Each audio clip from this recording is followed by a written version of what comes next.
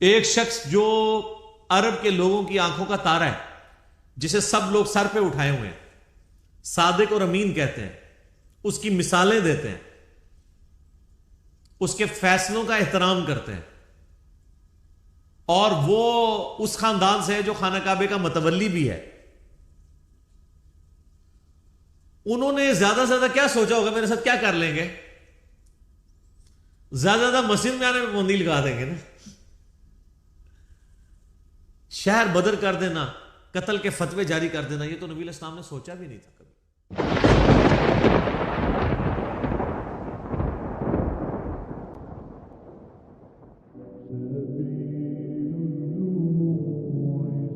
یہ جو سورۃ المدثر کی شروع کی آیات ہیں، یہ نبی صلی اللہ علیہ وآلہ وسلم پہ جو شروع کی وحی نازل ہوئی ہیں ان میں سے ایک ہے. صحیح بخاری اور صحیح مسلم دونوں میں حدیث موجود ہے کہ نبی صلی اللہ علیہ وآلہ وسلم پہ سب سے پہلی وحی نازل ہوئی تھی، اقرأ بسم ربک الذی خلق خلق الانسان من علق، سورۃ العلق کی ابتدائی 5 آیات. پھر اس کے بعد صحیح بخاری اور مسلم میں آتا ہے کہ نبی علیہ السلام پہ جو وحی کا سلسلہ تھا اس میں فترت کا پیریڈ آ گیا، ایسا پیریڈ جس میں آپ صلی اللہ علیہ وآلہ وسلم پہ کوئی وحی نازل نہیں ہوئی، اور اس کی وجہ سے آپ صلی اللہ علیہ وآلہ وسلم بڑے غم زدہ بھی تھے. آپ تو چاہتے تھے جلدی جلدی قرآن نازل ہو، اور اسی دوران کافروں نے طرح طرح کی باتیں بھی کرنا شروع کر دی. تو فترت کے پیریڈ کے بعد جو پہلی وحی نازل ہوئی ہے وہ سورۃ المدثر کی ابتدائی آیات ہیں. لہٰذا آپ صلی اللہ علیہ وآلہ وسلم پہ جو شروع کی وحی نازل ہوئی ہیں ان میں سے یہ بھی چند آیات ہیں. بخاری اور مسلم میں اس کی ڈیٹیل آتی ہے کہ آپ صلی اللہ علیہ وآلہ وسلم فرماتے ہیں کہ جو غار حرا میں مجھ سے ایک فرشتے کی ملاقات ہوئی، جو پوری ڈیٹیل بخاری مسلم میں آئی ہے کہ انہوں نے حضرت جبرائیل علیہ السلام انسانی شکل میں سامنے آئے اور ان کا اقرا پڑھیے، تو آپ صلی اللہ علیہ وآلہ وسلم نے کہا کہ میں پڑھا ہوا نہیں ہوں. 3 دفعہ یہ عمل رپیٹ ہوا، اور پھر جبرائیل نے آپ صلی اللہ علیہ وآلہ وسلم کو اپنے ساتھ سینے کے ساتھ لگایا اور پھر پڑھایا، تو آپ صلی اللہ علیہ وآلہ وسلم نے یہ آیات پڑھی. بخاری اور مسلم میں یہ حدیث ملتی ہے کہ آپ علیہ السلام فرماتے ہیں کہ غار حرا میں جو مجھ پہ فرشتہ نازل ہوا تھا، پھر کچھ عرصہ کے لیے وہ مجھ پر نازل نہیں ہوا، اللہ کی آیات لے کر نہیں آیا. تو ایک دن اچانک میں نے یہ آبزرو کیا کہ مجھے کوئی شخص پکار رہا ہے. تو جب میں نے نگاہ اٹھا کر اوپر دیکھا تو پورے افق کے اوپر وہی فرشتہ چھایا ہوا تھا. اب ظاہر ہے کہ نبی علیہ السلام کے اوپر ایک دہشت طاری ہوگی. ایک انسان کے لیے تو یہ بڑا عجیب و غریب منظر ہے نا، کہ جہاں تک آپ کو منظر نظر آ رہا ہے کہ بندہ آپ کو اوپر نظر آ رہا ہے اور وہ آپ کو پکار رہا ہے. تو آپ علیہ السلام، بخاری مسلم کے الفاظ ہیں کہ دہشت کے مارے گر پڑے، اور پھر آپ صلی اللہ علیہ وآلہ وسلم واپس آئے اپنے گھر اور سیدہ خدیجہ سے کہا کہ مجھے کمبل اڑا دو. ایک تو وہ والا واقعہ بخاری مسلم میں جو سورۃ العلق کی شروع آیات میں ہوا تھا، اس میں بھی یہی الفاظ ہیں، جس میں پھر سیدہ خدیجہ کہتی ہیں کہ آپ اپنے رشتہ داروں کے ساتھ صلہ رحمی کرتے ہیں، آپ مہمان نوازی کرتے ہیں، آپ غریبوں کا بوجھ اٹھاتے ہیں، آپ لوگوں کا بڑا خیال رکھتے ہیں، اللہ تعالیٰ آپ کو تنہا نہیں چھوڑے گا. اس حدیث میں یہ الفاظ ہیں کہ جب یہ کمبل اڑایا گیا تو پھر اللہ تعالیٰ کی طرف سے اس فرشتے نے ندا دی اور یہ آیات پڑھی، یا ایھا المدثر قم فانذر وربک فکبر وثیابک فطہر. بسم اللہ الرحمن الرحیم. یا ایھا المدثر، اے چادر میں، اے کمبل میں لپٹنے والے، قم فانذر، اٹھ کھڑے ہو جائیے اور ڈر سنائیے. انذار تمام نبیوں کی دعوت کا مرکزی پوائنٹ ہوتا ہے. تبشیر بھی ہے لیکن وہ دوسرے نمبر پہ ہے، اس کے لیے جو دعوت قبول کر لے. جو مرکزی ٹاپک ہوتا ہے وہ انذار ہوتا ہے. انذار کہتے ہیں ڈر سنانا، کہ تم خود سے پیدا نہیں ہوئے، تمہیں اللہ تبارک و تعالیٰ نے پیدا فرمایا ہے، اور اس اللہ نے مرنے کے بعد تم سے تمہارے اعمال کا حساب لینا ہے. تم جواب دہ ہو اپنے رب کو. قیامت کے دن اللہ کے حضور تمہاری پیشی ہے. اس کے لیے جو ٹرم بولی جاتی ہے شریعت میں، اس کو کہتے ہیں انذار. ذال ہے انذار، ڈر سنانا۔ قرآن حکیم یعنی انذار کا لفظ تو قرآن کا پورا تانا بانا ہی اس کے گرد گزرتا ہے۔ وَأُوحِيَ إِلَيَّ هَذَا الْقُرْآنُ لِأُنذِرَكُمْ بِهِ وَمَنْ بَلَغَ، سورۃ الانعام آیت نمبر 19۔ اے نبی علیہ السلام فرما دیجئے کہ قرآن مجھے اس لیے وحی کیا گیا، اس قرآن کے ذریعے میں تمہیں بھی ڈر سناؤں اور جس تک یہ دعوت پہنچے۔ تو یہاں پہ بھی ڈر سنانے کے لیے کہا جا رہا ہے کہ آپ دعوت و تبلیغ کا کام یعنی قیام النہار والا کام اعلانیہ شروع کر دیجئے۔ وَرَبَّكَ فَكَبِّرْ، اور اپنے رب کی بڑائی بیان کیجیے، یعنی بڑائی ایسی کہ جیسا حق ہے۔ ایک بڑائی تو اپنی زبان سے بیان کرنا ہے نا، وہ تو آپ دیکھ لیں ہماری اسلام کی جو عبادات سینٹرڈ اراؤنڈ جس کلمے کے ہیں نا وہ اللہ اکبر ہے۔ آپ جانور بھی ذبح کرتے ہیں تو کیا پڑھتے ہیں؟ بسم اللہ واللہ اکبر۔ صحیح مسلم میں تکبیرات موجود ہیں۔ پھر آپ عید کی جو تکبیرات ہیں جو صحابہ کرام سے نقل ہوئی ہیں، تابعین سے، المصنف ابن ابی شیبہ میں، اللہ اکبر لا الہ الا اللہ واللہ اکبر وللہ الحمد۔ پھر یہ بھی آئی ہیں اللہ اکبر کبیرہ والحمد للہ کثیرہ وسبحان اللہ بکرۃ واصیلہ۔ پھر سر جو آپ 5 وقت نماز پڑھتے ہیں، 17 فرض رکھتے پڑھتے ہیں، ہر رکعت میں جو انتقال ہے ایک رکن سے دوسرے رکن میں وہ تکبیر کے ساتھ ہے، سوائے رکوع سے اٹھتے وقت سمیع اللہ لمن حمدہ، باقی سب تکبیرات ہیں۔ 4 رکعت کی نماز کے اندر 22 تکبیرات آتی ہیں، 6 تکبیریں پہلی رکعت میں، 6 ہی تیسری میں، اور 5 تکبیرات دوسری رکعت میں اور 5 ہی چوتھی میں، یعنی ایون رکھتے جو ہیں ان میں اللہ اکبر آتا ہے 5 دفعہ، اور جو آڈ رکھتے ہیں تاک رکھتے ہیں ان میں اللہ اکبر آتا ہے 6 دفعہ۔ 22 تکبیرات۔ تو آپ ذرا یہ دیکھ لیں، پھر باقی نمازوں کی ساری پھر سنتیں ملائیں تو سب اللہ اکبر ہی ہے۔ تو یہ تو کلمات ہیں کہ آپ نے اللہ کی بڑائی بیان کرنی ہے، بڑائی اللہ کے لیے ہے۔ ویسے ہم لفظی ترجمہ کر دیتے ہیں اللہ اکبر، اللہ سب سے بڑا ہے، یہ سمجھانے کے لیے ہوتا ہے۔ اصل اس کی جو اپروپریٹ ٹرانسلیشن اردو میں بنے گی وہ یہ ہے کہ تمام بڑائیاں، تمام بزرگیاں اللہ کے لیے۔ عموماً ہم جب اردو میں بڑائی کا لفظ بولتے ہیں نا کہ کوئی بڑا ہے تو اس سے پھر ہمیں وہ ذرا سائز ذہن میں آنا شروع ہو جاتا ہے۔ اللہ تعالیٰ کے لیے تو اس طرح کی تمثیل نہیں ہے نا، لیس کمثلہ شیء وہو السمیع البصیر، اللہ کی مثل کوئی شے نہیں ہے، وہ سننے والا ہے، دیکھنے والا ہے۔ بڑائیاں، تمام طرح کی خوبیاں، بڑائیاں، بڑے سے بڑے آنر کا جو لفظ ہے، کوئی صفت ہے، وہ اللہ کے لیے خاص ہے۔ اسی کے تحت ہم یہ سمجھتے ہیں کہ اللہ تعالیٰ کو اگر کوئی شخص خدا کہہ کر یا گاڈ کہہ کر پکار لے تو یہ جائز ہے، کیونکہ کیپٹل جی سے جو گاڈ لکھا جاتا ہے انگلش میں، یہ اسی خدا کے لیے لکھا جاتا ہے جس کو سب مانتے ہیں۔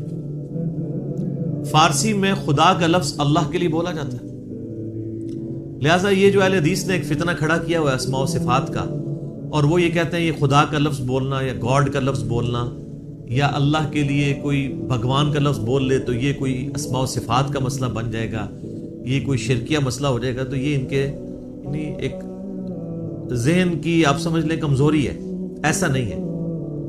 قرآن عربی میں نازل ہوا ہے، قرآن سے پہلے جتنی کتابیں الہامی ہیں وہ تو دوسری زبانوں میں نازل ہوئی ہیں۔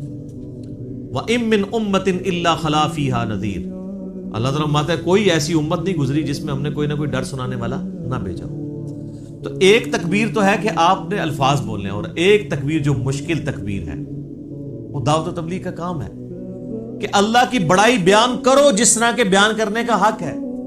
دنیا پہ اللہ کی بڑائی قائم کر کے دکھائی ہے اللہ کے محبوب صلی اللہ علیہ وآلہ وسلم نے، یعنی وہ هو الذی ارسل رسولہ بالہدی ودین الحق لیظہرہ علی الدین کلہ ولو کرہ الکافرون ولو کرہ المشرکون۔ وہی اللہ ہے جس نے الہدا یعنی قرآن اور دین حق کے ساتھ اپنے پیغمبر کو مبعوث کیا تاکہ اسے تمام ادیان پر غالب کر دے، خواہ کافر اس کا برا مان جائے۔ مسند احمد میں حدیث ہے، نبی علیہ السلام فرمایا قیامت اس وقت تک قائم نہیں ہوگی جب تک کہ دنیا کے ہر گھر میں میرا پیغام نہ پہنچ جائے اور لوگ چاہتے ہوئے یا نہ چاہتے ہوئے اس دعوت کو قبول کر لیں۔ اچھا، یہ بات صحابہ کرام کو تو شاید سمجھ نہ آئی ہو کہ یہ کیسے پاسبل ہے کہ دنیا کے ہر گھر میں اتنا بڑا ڈیٹا کون رکھ سکتا ہے. لیکن سر آج یوٹیوب حفظہ اللہ، گوگل دامت برکاتوں عالیہ، اسلام کے بارے میں کوئی اسٹڈی کرنا چاہے تو اس تک نہیں بات پہنچ سکتی. پہنچ کی ہوئی ایک واقعہ ہوتا ہے پوری دنیا کے اندر وہ واقعہ پہنچ جاتا ہے. تو یہ ایک میڈیا کی برکت سے یہ ساری چیزیں، اور پھر جب یہ یعنی ایک مزید آگے معاملہ بڑھے گا تو پھر تو دعوت الحمدللہ گھر گھر تک پہنچے گی. تو اس رب کی بڑائی بیان کرو، ایک تو بولنے کے اعتبار سے، باقی پریکٹیکلی بھی اس کے لیے آپ اللہ تعالیٰ کے گواہ بن کر کھڑے ہو جائیں اور انسانیت کے اوپر حجت تمام کریں.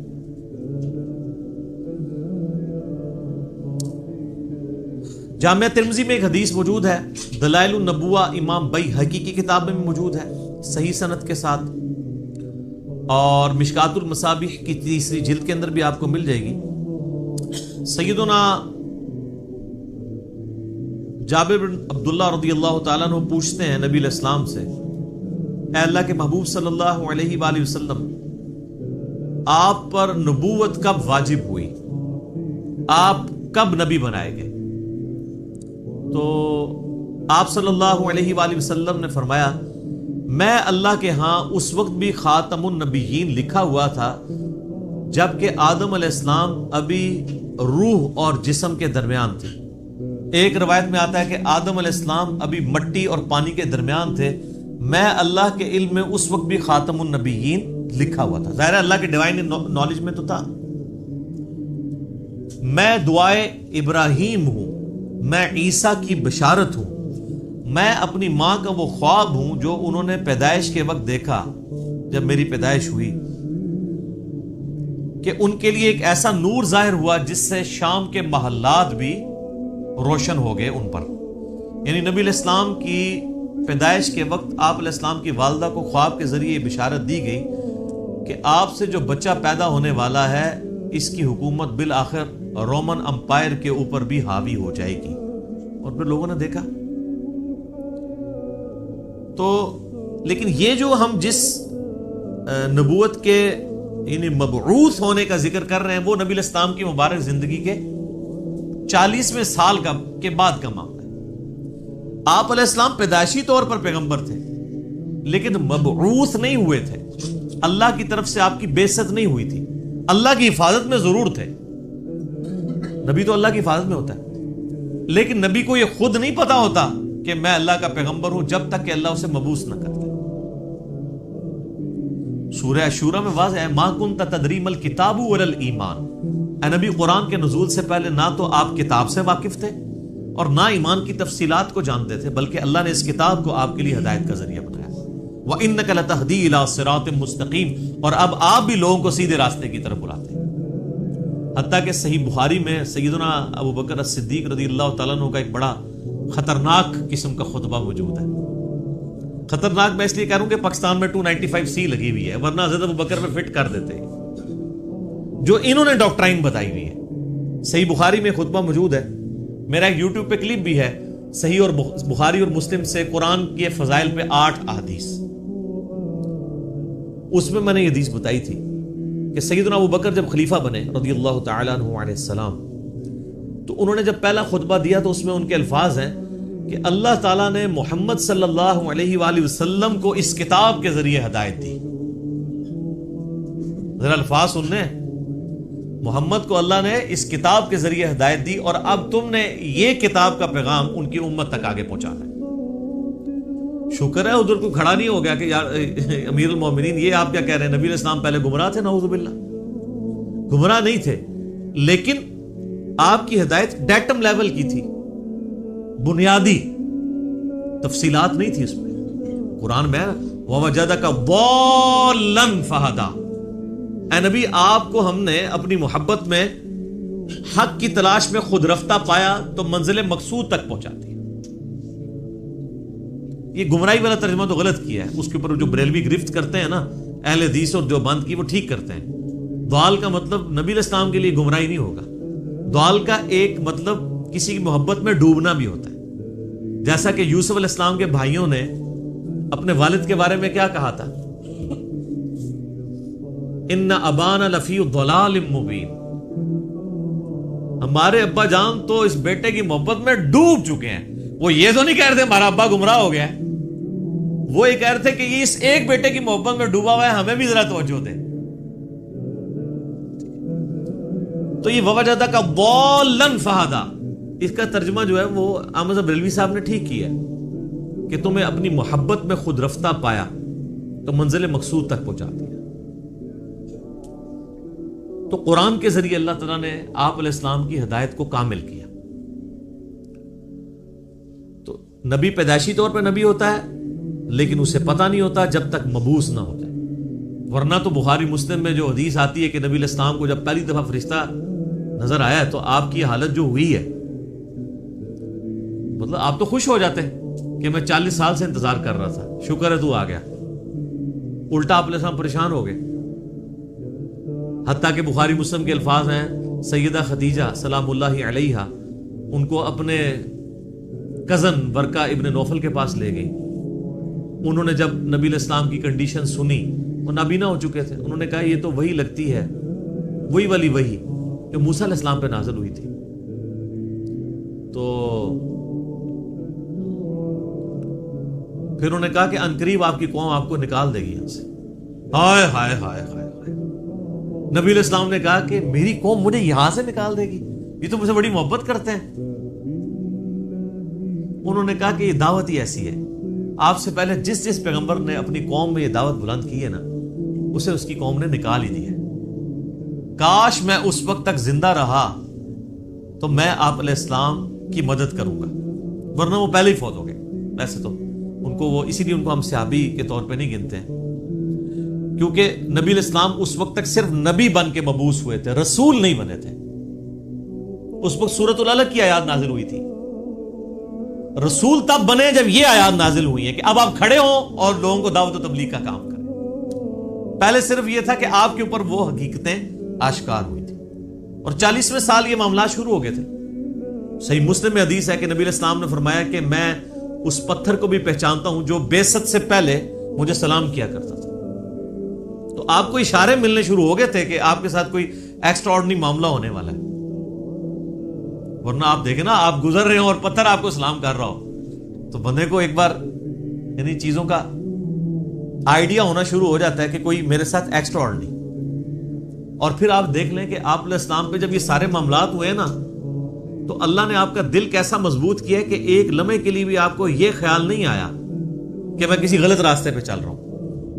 ایکسپیرینس واقعی پہلا تھا، اس کی وجہ سے آپ پریشان ضرور ہوئے لیکن آپ کا کانفیڈنس کبھی لوز نہیں ہوا کہ یہ کیا ہو رہا ہے. ایسا نہیں کبھی ہوا. وہ اللہ نے دل مضبوط کیا. اور یہ پیغمبر کے ساتھ غیبی تائید ہوتی ہے اللہ کی. بعض اوقات پیغمبر جو ہیں وہ بچپنے میں ہی بولنا شروع کر دیتے ہیں. سورہ مریم میں آتا ہے، سورہ آل عمران کے اندر آتا ہے کہ حضرت عیسیٰ علیہ السلام جو ہیں وہ ماں کی گود میں بھی کلام کر رہے ہیں.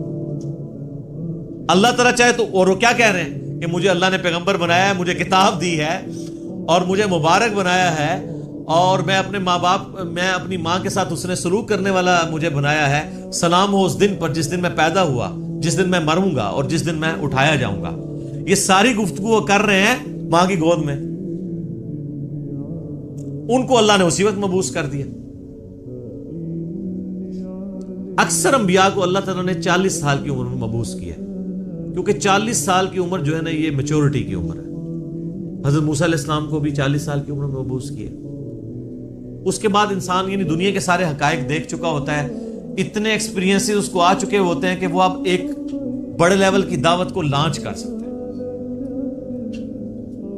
اور جو لوگ ذرا اس سے پہلے شروع ہو جاتے ہیں دعوت کے حوالے سے تو وہ اللہ تعالیٰ کی طرف سے کوئی ایکسٹراڈنری کسی کے ساتھ معاملہ ہو سکتا ہے، جس طرح حضرت عیسیٰ علیہ السلام تھے. اور جب انہوں نے یہودیوں کو ایڈریس کرنا شروع کیا ہے اس وقت ہارڈلی آپ کی عمر 25 سال تھی حضرت عیسیٰ علیہ السلام کی، جب یروشلم میں جا کے انہوں نے یہودی پادریوں کو للکارنا شروع کیا. بڑے بڑے بزرگوں کی گستاخیاں جب حضرت عیسیٰ نے شروع کی ہیں اس وقت ان کی عمر صرف 25 سال تھی. وہ تو ہی کہتے تھے نا گستاخی ہو رہی ہے ہمارے ساتھ، تو گستاخی سمجھتے تھے کیونکہ حضرت عیسیٰ علیہ السلام ان کو کرٹیسائز کرتے تھے. میٹھی میٹھی باتیں نہیں کرتے تھے. میٹھی میٹھی باتیں کرتے تو وہ ہاتھ ڈالتے. وہ کہتے تھے تم یہ کہتے ہو اور کتاب میں یہ لکھا ہوا ہے, تم خود یہ کرتے ہو. تو انہوں نے کہا پکڑ لو اس کو. قتل کے درپے ہو گئے. وہ تو اللہ تعالیٰ نے ان کو زندہ اٹھا لیا, ورنہ وہ تو قتل کر ہی دیتے حضرت عیسیٰ علیہ السلام کو. تو اس میں میں ایک بڑا تلخ جملہ بولتا ہوں کہ حضرت عیسیٰ علیہ السلام جو یہودیوں نسل تھے, یہودیوں نے اپنے علماء کے زیر اثر ان کے قتل کے اوپر آمادگی ظاہر کر دی. یہ علماء کا فتنہ اتنا بڑا فتنہ ہے کہ یہ فتنہ وقت کے پیغمبر کے خلاف بھی کھڑا ہو جائے تو اس کو بھی دنیاوی طور پہ فیل کر دیتا ہے. دنیاوی طور پہ تو فیلئر ہی ہے نا. 12 بندے صرف ایمان لے کے آئے, اپنی بھی جان اللہ نے بچائی. دنیا میں تو یہ دیکھا جاتا نا اس کے کروڑوں فالوور ہوں, تبھی تو بتا رہے ہوتے ہیں نا جی جناب اتنا بڑا اجتماع ہوا ہے, اتنے جلسے میں لوگ آئے. وہ کیوں بتا رہے ہوتے ہیں؟ کامیابی کے لیے. حضرت عیسیٰ علیہ السلام کے جلسے میں کتنے لوگ ہوتے تھے؟ 12, وہ بھی 2 بھی گلیلیا جھیل کے کنارے جا کے. وہ باقی تو بات ہی نہیں سنتے تھے. انہوں نے دھوبیوں کو بات سمجھ آ گئی. وہ جناب اللہ کی مرضی ہے کسی کو بات سمجھ آ جائے. ابو جہل کو سمجھ نہیں آئی ہے, بلال حبشی کو سمجھ آ گئی ہے, عمار ابن یاسر کو سمجھ آ گئی ہے, یاسر اور سمیہ کو سمجھ آ گئی ہے, رضی اللہ عنہم اجمعین وعلیہم السلام اجمعین. والذین جاہدوا فینا لنہدینہم سبلنا, جو لوگ کوشش کریں گے انہی کو بات سمجھیں. تو نبی علیہ السلام کا باقاعدہ حکم ہوا ہے کہ آپ نے اپنے رب کی بڑائی کے لیے کھڑے ہو جانا ہے. وَثِيَابَكَ فَطَهِّرْ, اور اپنے کپڑوں کو پاک رکھنا ہے. یعنی پیغمبر مبعوث ہوا ہے اور اسے کپڑوں کی پاکیزگی کا حکم دیا جا رہا ہے. اور صوفیاء کے ہاں جس نے سب سے زیادہ گندے کپڑے پہنے وہ اتنا بڑا بزرگ ہوتا ہے. Point to be noted.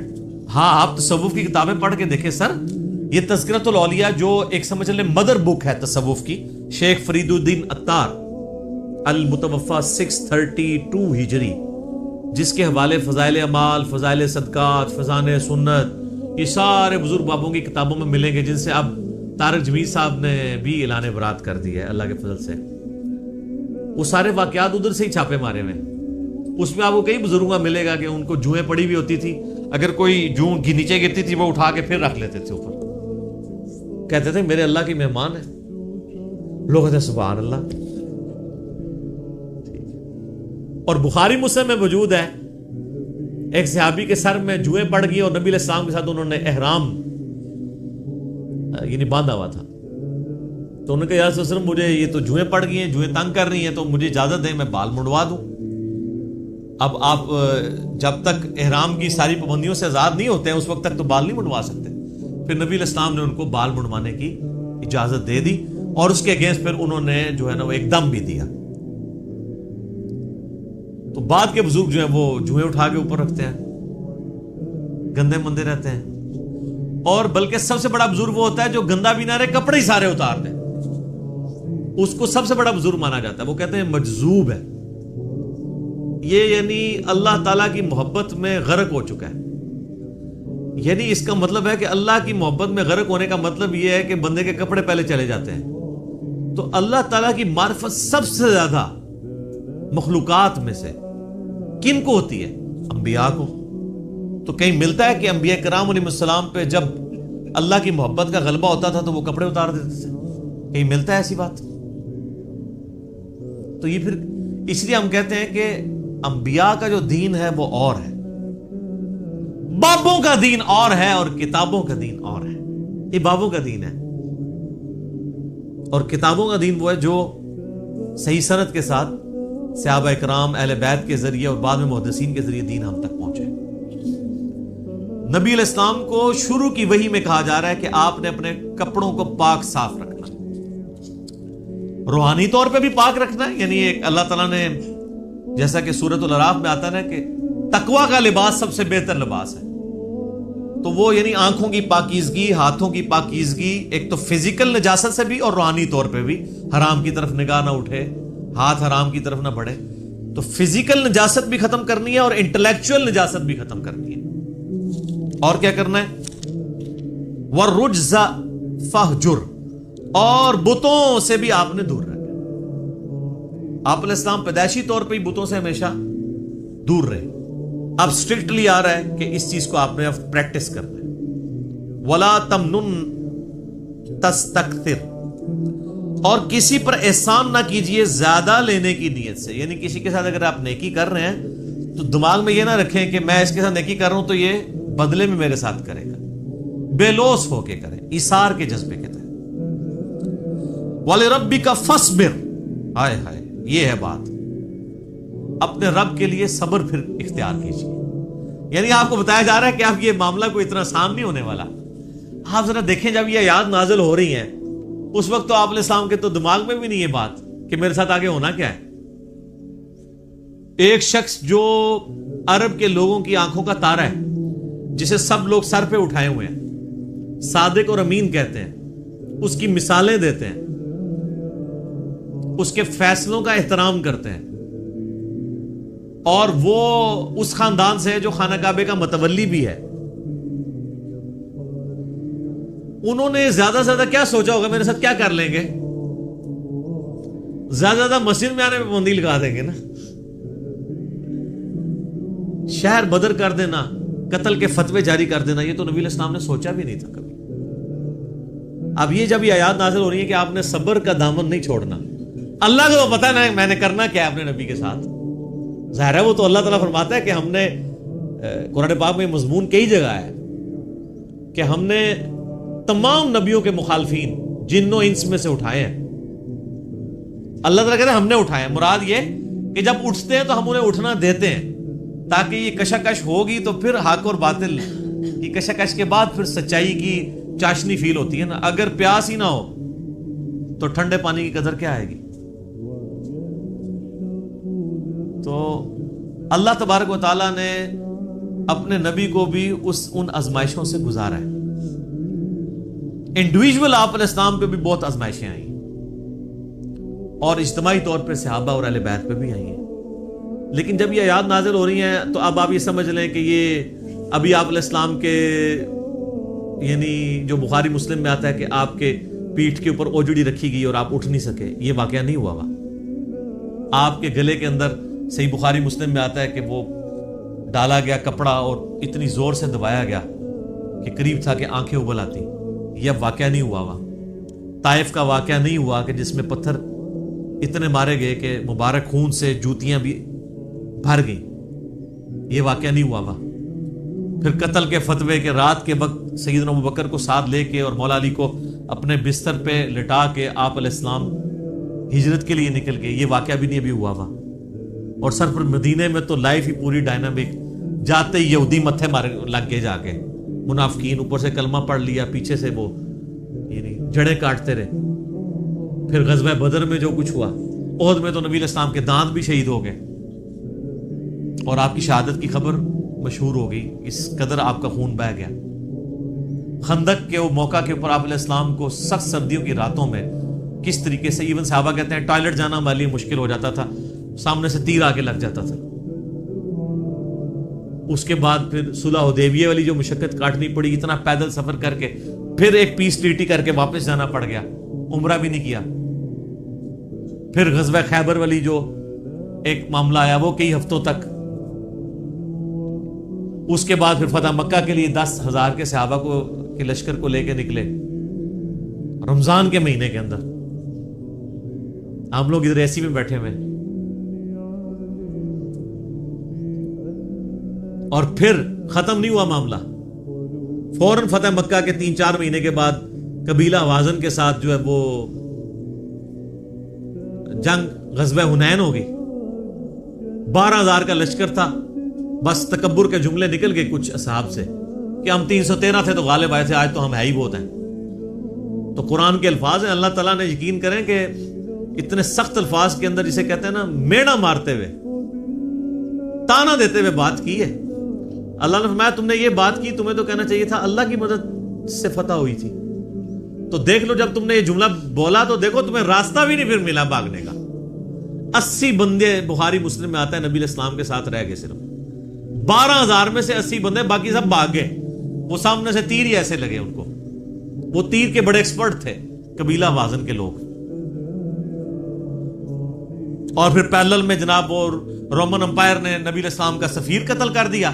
آپ نے غزوہ موتا کے لیے جو ہے وہ وہاں بھی مہم روانہ کر دی زید ابن حارثہ کی سرکردگی میں. اتنے معاذوں کے اوپر پیرلل میں. اور پھر اس کے بعد غزوہ موتا کے بعد پھر وہ غزوہ تبوک کے لیے آپ علیہ السلام خود، جسے وہ جیش العسرہ کہا جاتا ہے، تنگی والا جو مارکا. تو اور آخری وقت بھی آپ کیا فرما رہے ہیں، آخری جو آپ آگے خطبہ دے رہے ہیں بخاری مسلم میں، وہ لشکر اسامہ بھیج رہے ہیں. اتنی مشکل لائف شروع سے لے کے اینڈ تک. اور یہ تو باہر کی لائف ہے، جو اندر آپ کو تکلیفیں اٹھانی پڑ رہی ہیں. بیویاں کہہ رہی ہیں کہ جی اس طرح ہمارا گزارا نہیں ہوگا، پھر قرآن نازل ہو رہا ہے کہ نہیں اسی طرح گزارا کرو. تو کئی معاذوں کے اوپر. اب یہ سارے معاذ اگر آپ کے ذہن میں ہو نا، تو پھر آپ یہ آیت پڑھیں والی ربی کا فصبر، اے نبی علیہ السلام آپ نے اللہ کے لیے صبر کرنا ہے. ابھی تو بڑے بڑے مراحل آنے ہیں. فَإِذَا نُقِرَ فِي النَّاقُورِ، اور پھر جب سور پھونکا جائے گا. فَذَلِكَ يَوْمَئِذٍ يَوْمٌ عَسِيرٌ، تو وہ دن بڑا سخت ہوگا. عَلَى الْكَافِرِينَ غَيْرُ يَسِيرٌ، کافروں پر آسان نہیں ہوگا. ذَرْنِي وَمَنْ خَلَقْتُ وَحِيدًا،